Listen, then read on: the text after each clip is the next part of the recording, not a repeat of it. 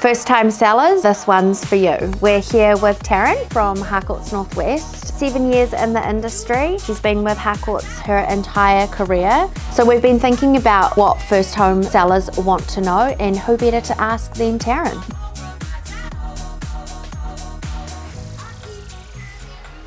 What would your advice be for somebody who's looking to sell their property? Maybe they've never sold and purchased and they're looking to choose an agent.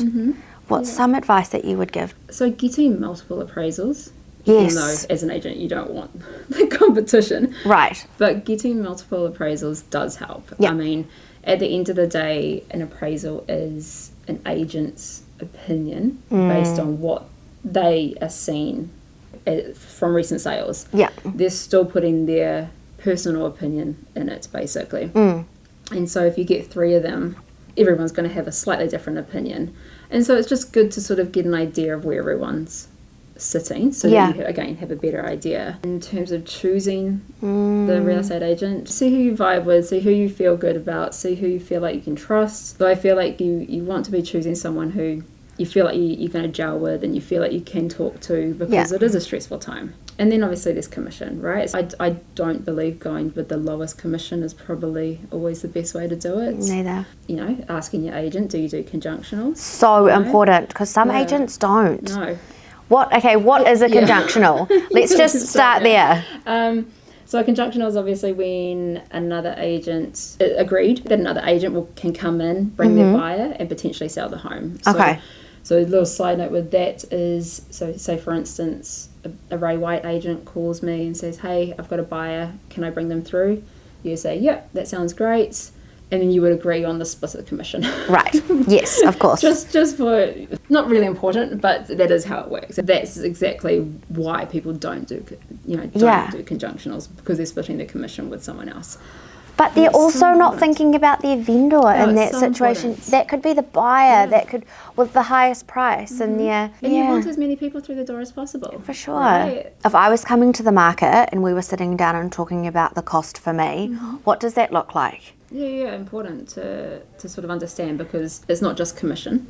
No. And there is obviously the marketing. Yes. Which is obviously a very important part in all of it. You can't sell a secret, right? No. Photography, videography, the aerials with the drones going up. You're thinking about signboard, the online portals like Trade Me, One Roof. Yes. Getting a limb report is also really important. And we talked about getting prepared before coming to the market. So we do encourage our vendors to get limb reports, which talks about all the consents on the property and everything basically to do with the home. I feel like limbs are kind of non-negotiables in a way. 100%. Yeah. Yeah. Okay. I've had 2 properties that have come to the market, and once getting the limb, the whole house didn't have a CCC. So Wow. Okay. we needed it. It's important. So what is a limb? So a limb, so it talks about all the consents, potentially, all the consents for the home. Does the home have CCC? Do any extensions have CCC? It talks about rates, it talks about underground services, it talks about floodplains, it talks about covenants? Resource managements. Covenants will be on the title. Oh, okay. Yeah. Basically, everything that the council knows about the property is in this document. And lawyers have to check this document off to move forward. It's on the front page of a sale and purchase agreement. Is a limb report required? Yes. So we include that in the marketing. Probably range between 3 to 5, maybe 6K, depending on what you want to do. Usually that would be a cost that you would pay up front, but with List Now, obviously, get it paid off at settlement, which is great. Yeah. So recently we've seen a little spike around people trying to sell their homes without an agent. Why do you think that is, and what are your thoughts around people trying to sell without agents? Look at the economy, right? Yeah. No surprises why people are trying to save money. As an agent, with you working in the industry as well, you know how hard it is, man.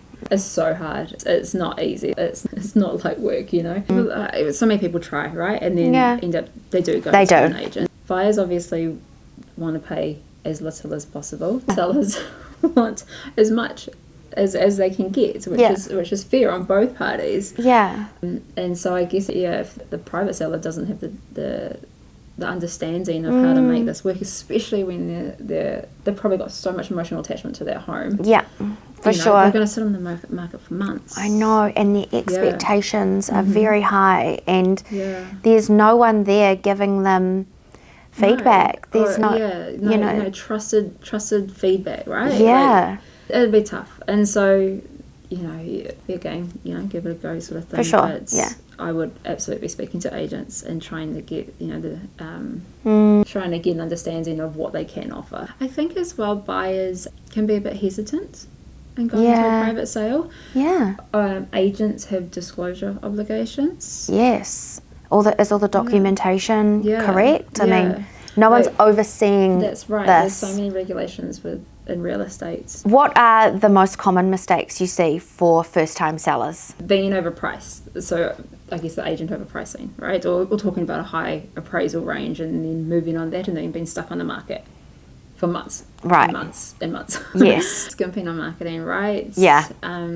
Everyone wants to save money, but it's not going to make you money, No. You need to have the right marketing in place to be getting the best price.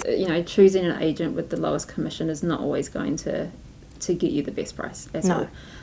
We have had multiple occasions where we've had to come in second time rounds. We've got the reach, we've got the databases, we've got the agents who are all working together to sell the property. Yeah.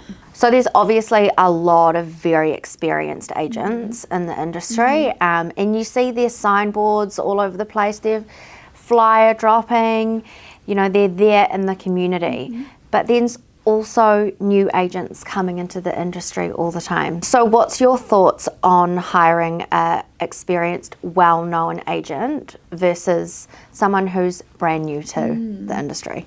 What a newer agent can offer is the energy and the hunger and the real drive to be getting your listing, to be getting a good result done, so that they're at the start of their career, right? So they're hungry. And then obviously, like I said, you've got your experienced agents. They know what they're doing. If the new agent has got support from their manager, potentially, that's so key. As long as they know what they're doing, they do know what they're doing. They have you feel like they've got the knowledge and they are right with how they're approaching it. Again, I guess it comes down to the trust that you might feel with them. Yes. Are you gelling with them? Do you have a good rapport with them? Because if you don't have that, you might not even have that with the experienced agent. Exactly. So, look, there's pros and cons to going either way, right? Thank you so much for sitting with me today and sharing your experience and your world wealth of knowledge. I think it's going to be really important for people to understand The little bits and bobs, right? That they don't even know that they know. You don't know what you don't know, right? Yeah. So thank you so much, Taryn.